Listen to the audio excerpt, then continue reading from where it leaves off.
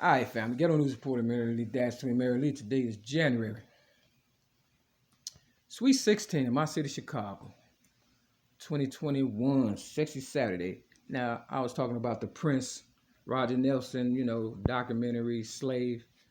And I left off on the part basically, with him and Michael Jackson feeling inadequate about their music career or whatever and stuff because, rap had become a, big thing in the world or whatever, had taken over all the other genres. And I started talking about Prince, rapping in his documentary at the time frame of uh, 1 hour and 29 minutes. And of course, Oprah Winfrey's birthday is January the 29th, which is coming up. So, you know, she's feeling, kind of silly right about now because she knew she threw me under the bus and stuff.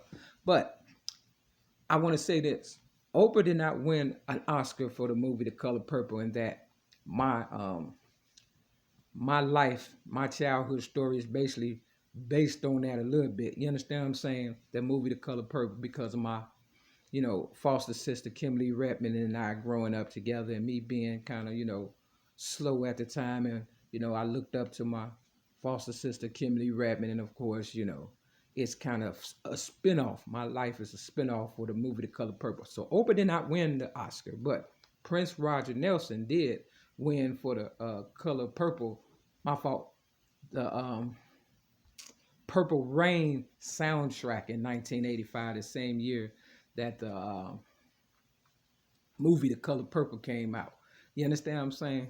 Now, I always said, not even for $100 million will I accept, less than what I'm worth. And I know I'm worth at least $1 zillion and stuff, for real. Now, don't let the numbers fool you or whatever. I've been doing this for 47 years and I've accumulated a lot of different ideas. We're talking about creative suffering, something that Martin Luther King talked about in the I Have a Dream speech. And that's what it is. Even, the best artists, whether they were for me or against me, can at least attest to this, that, people see your talent and your greatness and they exploit you and stuff. Real talk. The Boondocks has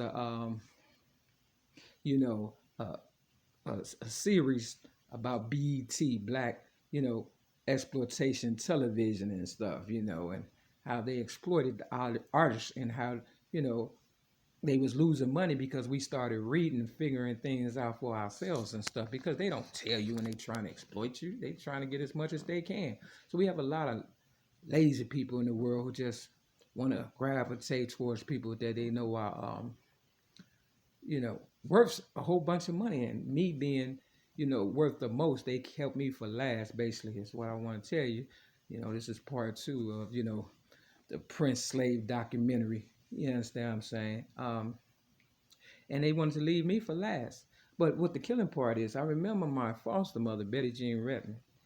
You understand what I'm saying? And, when I was living with her, I went to live with her at the age of 6 in 1973 after being placed in the Chicago Sun-Times newspaper for being a child abuse victim, right?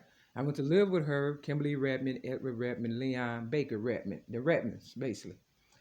And, she kind of introduced me to the music or whatever and stuff. You understand what I'm saying? Because, she must have known something about me, you understand, that I didn't know about myself, or she just wanted to get a feel of what kind of music I would, be drawn towards or whatever, or just kind of, make money off of me and stuff. But when I start changing the lyrics to the songs and start making them rap stories and stuff, she understood that something big was happening. And as a result, I remember her having some Jehovah Witnesses come over, you know what I'm saying? I guess just to kind of look at me so they'll know who to exploit in the future or whatever. Now, at the time, I thought Betty Jean Redmond was, a friend. I really did. But, everybody that has come into my life has exploited me, and I have got nothing out the deal other than, a bunch of fair weather friends and,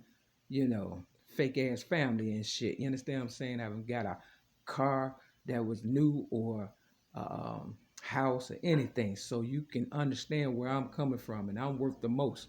All I've gotten was attempts on my life and jail and prison for something I didn't do, and that's disarming a police officer on May 31st, 2008. And you got to remember, Tulsa, Oklahoma was bombed May 31st.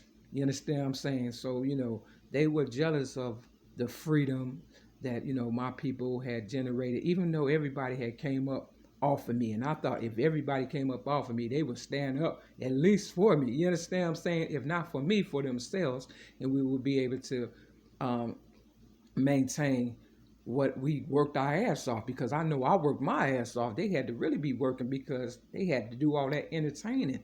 And of course, you saw what was kind of told it was taking on Michael Jackson, so they had to tap out or they would have died. Now, I don't believe they died at all. I believe they just couldn't keep up the performance and the buffoonery and the acting and stuff. And so same with Tupac and Biggie, that they gotta, bring them out, because my work, you're only going to work as hard as you worth. And if I'm worth the most and I hadn't gotten nothing out the deal, I'm going to fight even harder, right? So they knew my work stamina was, off the chain, and they had to compromise that by, locking me up and stuff and poisoning me 6 times and tasing me in my kidney, trying to slow me down, so to speak. You understand what I'm saying? But the Jehovah's Witnesses, everybody that was coming in my house, in my life, like my ex-girlfriend, LaWanda Joy Jacobs, was a Jehovah's Witness. My foster brother, Edward Redman, who used to always give me a lot of candy, trying to, disfigure my teeth. They fucked up, believe me. These ain't nothing but caps and stuff. My shit is fucked, right? You understand what I'm saying? That's how much they didn't care. They didn't give a fuck about me. You understand what I'm saying? Real talk. And they just kind of kept me around so they can, see what they can extract from me as far as good ideas, like the place I'm at now, 6210 South Kembark Avenue, Chicago, Illinois, 60637, apartment 308. And then try to, discredit me and stuff and make it seem as though I'm insane. The Bible book, before I go too far, is Mark chapter 5 and Mark chapter 6. You understand what I'm saying? Real talk. And they talk about in Mark chapter 5, about a guy being bond or whatever and stuff. You understand what I'm saying? Chained and insane in the cave or whatever, and how them devils and demons came up out of him and went into the pig or whatever and stuff like that. And chapter 6, I'll just put it in the description or whatever and stuff. You understand? But I give you a glimpse or whatever. I usually flip the book, okay? I usually flip the Bible to whatever I want to read, because that's what my foster mother, Betty Jean Redmond, told me to do. She must have noticed, that about me, and I didn't think it would pay off. But today is the 16th, right? This is page 1006. Okay, today is January 16th, Saturday, 2021. So this is kind of like a sweet 16 gift from my higher power. You understand what I'm saying? That's the gift, because I don't get shit else. And this page is 1007. Take the zeros out, and that's 17. The year I was when I gave Oprah Winfrey, my child abuse rap. Honest to God's truth. Nothing happens in this world by mistake. But on chapter 6, Mark chapter 6, it said a prophet without honor. It says Jesus left there and went to his hometown, which is Chicago. You understand what I'm saying? Where I'm from. Accompanied by his disciples. I didn't have no disciples. I just had a lot of trolls and stuff trying to, leech off of me or whatever and stuff. And then it says he began to teach in the synagogue, and many who heard him were amazed, because I don't have an education. I got a GD, good enough diploma and stuff. I never, I went to grammar school for maybe a half a fucking goddamn year or something. Never went to high school, and only went to college long enough to write a thesis. I might have been in there maybe a month or two. You understand what I'm saying? Real talk. And my thesis was basically on, how hard it was to get in college and stuff, because they send you through hoops when they know you trying and stuff. So to my real Mary Mac admirers, don't try that hard, because all they do is exploit you and stuff. Real talk. And I wish I would have never worked as hard as I did. You understand what I'm saying? Real talk. Because, man,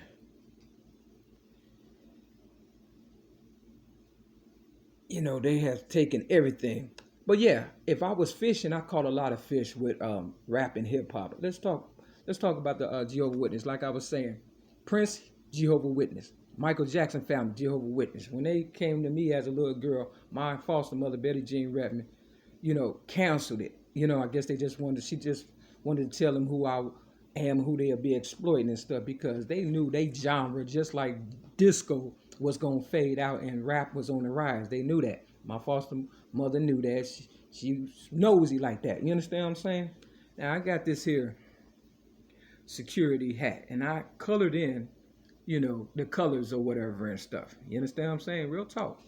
I got this from a wholesale store that I used to, you know, shop with the wholesale people, selling general merchandise, giving everybody deals, tax-free and everything. And now I have to pay taxes and stuff in my own land. I ain't supposed to be paying for nothing, quiet as kept or whatever. But this is the treatment I go through and stuff. But I say this, if I die, we all die. Even security. You understand what I'm saying? Real fucking talk. Now, when Prince Roger Nelson, a.k.a. Prince, you know what I'm saying, got his acceptance speech, you know, he mentioned this guy named Steve. You understand what I'm saying? See, while I was working my ass off, they was just doing, they knew where I was at all times. My every move is a calculated step. So he mentioned this guy named Steve. Now, it's a guy, manager, and he said manager Steve. So nothing happens in this world by mistake. And when I got here, you know, some guy said, here we go again. And when I also got here, there was no camera by my door. And then they put a camera by my door. So I know they watch me, okay? Now, I got a lot of hats. And I usually write on the inside of the hats. Now, I told you my sister name is Linda Nel-Son, my so-called older sister, light bright, damn near right. And I felt as though maybe, you know, Prince Roger Nelson, because they got the same last name, might be related, right? So look what I wrote inside the hat. Let's see if you can see that. You see what it says? It's the address of my so-called sister Linda Nelson's house, 7547 South Walcott. And then I wrote in blue, heavenly made, not made, because I'm not a maid. I am heavenly made. They asked me, Steve, the so-called manager, you know, if I wanted to clean up around here, because when I was with my so-called sister, Linda Nel-Son, you know, she wouldn't give me any money, and she was getting money for me. So I wanted to go skating one day, cleaned up the whole house for $20. I guess she thought I was a damn fool or something. No, I want to see what kind of character you got, because Martin Luther King said, you know, to judge a person by their character, not by the, you know, the color of their skin, but by the content of their character. But the characters that they play is for roles in a movie and stuff. You understand what I'm saying? So we're dealing with actors and stuff. So long story short, to sum it up, nothing happens in this world by mistake. You understand what I'm saying? In AA Rogers Park Al-Anon Club on Greenleaf and Clark, my home Alcoholics Anonymous, you know, group, this here hat, what I was saying before, it's got Joy Cap. You see? Joy Cap. And it say Blackhawks.